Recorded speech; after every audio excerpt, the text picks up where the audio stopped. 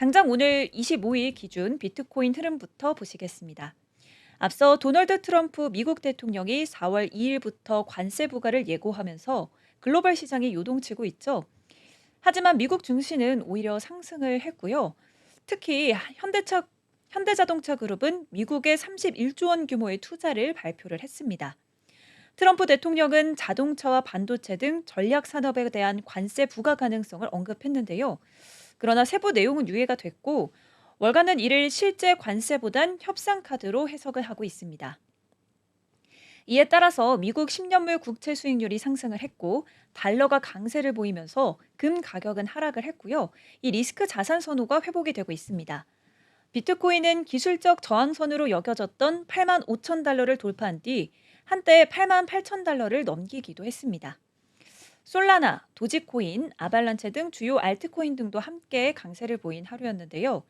비트코인은 이날 한때, 오늘 한때 8만 8천 달러 선을 돌파하기도 했습니다. 이 8만 8천 달러 선 돌파는 이달 7일 이후 처음 보는 수치인데요. 같은 기간 알트코인 대장주인 이더리움도 4.57%가 상승한 2,077.63달러를 기록했습니다. XRP는 1.26% 올라 개당 2.44달러에서 거래를 기록했고요. 솔라나는 6.81% 급등한 140.36달러를 기록했습니다. 국내 거래소인 업비트에서는 비트코인이 전일 대비 1.52% 상승한 1억 2,886만 7천 원을 기록했고요. 빗썸에서는 0.68% 하락한 1억 2,885만 4천 원에 거래가 됐었습니다. 이더리움은 0.23% 내린 306만 2천 원, XRP는 0.93% 하락한 3,608원에 거래를 기록을 했습니다. 잠깐 말씀드렸지만 이 현대자동차 그룹 정의선 회장이 백악관에서 트럼프 대통령과 함께 기자회견을 열고 이 4년간 31조 원을 미국에 투자하겠다고 밝혔는데요. 트럼프 대통령은 이것이 바로 관세 효과라면서 이 관세를 활용한 투자 유치 전략의 성과를 스스로 자평했습니다. 현대차는 미국 루이지애나의 대규모 공장 설립을 추진 중이고요. 이 지역 주지사도 참석해서 환영을 했습니다. 시장에서는 이번 사례를 통해 트럼프 대통령의 관세 전략이 실질적 관세보다 압박을 통한 협상 수단임을 부각됐다고 보고 있는데요.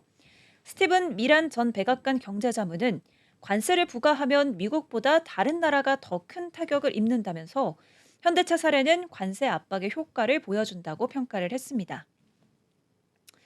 이처럼 미국 의회는 스테이블 코인 관련 법안을 논의하고 있습니다. 스테이블 코인은 디지털 자산 기반 결제와 송금 수단으로 주목받고 있는데요. 기존 은행 시스템을 위협할 수 있다는 우려도 제기되고 있습니다. 이에 따라 은행 중심 금융 시스템과 충돌도 불가피한 전망인데요. 국내에서는 원화 기반 스테이블 코인의 실효성에 대한 의문이 이어지고 있습니다. 업계는 원화 기반보다는 달러 기반 스테이블 코인이 더 실용적이라며 국제 결제 수단으로 활용할 수 있어야 경쟁력이 있다고 지적합니다. 파산한 암호화폐 거래소 마운트곡스가 3월 들어 세 번째로 대규모 비트코인을 이동을 했습니다. 이 채권자 상환을 앞두고 있다는 관측이 다시 고개를 들고 있는데요. 블록체인 분석업체 아캄 인텔리전스는 25일 마운트곡스가 총 11,501 비트코인을 두 지갑으로 나눠서 이체했다고 밝혔습니다. 이 중 893 비트코인은 마운트곡스 콜드 월렛으로 또 나머지 16,008 비트코인은 변경용 지갑으로 각자 전송이 됐는데요. 마운트곡스는 지난 3월 6일과 3월 11일에도 각각 12,000 비트코인, 11,833 비트코인을 이동시킨 바 있습니다. 이날 이체까지 합치면 3월 한 달 동안 총 43,334 비트코인이 움직인 셈입니다. 이와 관련 분석 플랫폼 스팟 온체인은 마운트곡스가 앞서 이동시킨 비트코인 일부를 암호화폐 거래소 비트스탬프로 내보냈다고 전달했는데요. 893 비트코인 역시 곧 외부로 빠져나갈 가능성이 있다고 덧붙였습니다. 현재 마운트곡스가 보유한 비트코인은 약 3만 5천 개, 가치는 약 31억 달러 수준인데요. 일각에서는 이 같은 대규모 이동이 채권자 상환을 위한 준비 단계로 보고 있습니다. 2014년 당시 비트코인 거래량의 70에서 80%를 처리하던 최대 거래소 마운트곡스는 해킹으로 85만 비트코인을 잃으면서 파산을 했었습니다.